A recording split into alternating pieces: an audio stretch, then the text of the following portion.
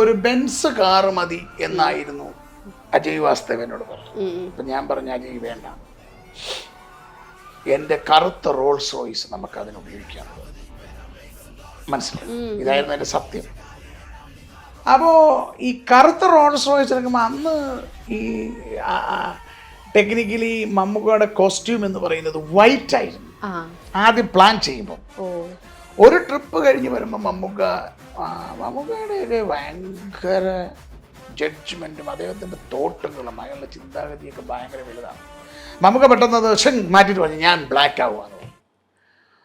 അപ്പോൾ Rolls Royce തന്നെ ഉപയോഗിക്കാമെന്ന് പറഞ്ഞു. അപ്പം ഞാൻ എൻ്റെ മനസ്സിൽ ചിന്തിച്ചടാ, എന്നാൽ ഇതങ്ങ് റാപ്പ് ചെയ്ത് വൈറ്റ് ആക്കിയാലോ, കോൺട്രാസ്റ്റ് ആയല്ലോ. അങ്ങനെ അവരൊന്നും പറഞ്ഞിട്ടൊന്നുമില്ല. ഞാനിത് എൻ്റെ മനസ്സിൽ തോന്നിയപ്പം ഞാൻ നേരെ ഈ കറുത്ത സാധനം എറണാകുളത്തൊരു പയ്യനെ കൊണ്ട് റാപ്പ് ചെയ്ത് വൈറ്റ് ആക്കി.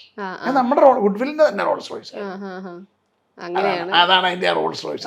അല്ലാതെ പിന്നീട് ആ കാർ എടുത്തതല്ല. ആ റോൾസ് റോയ്സ് ഞങ്ങളുടെ ആദ്യമേ ഉണ്ടായിരുന്നു നമ്മുടെ റോൾസ് റോയ്സ്.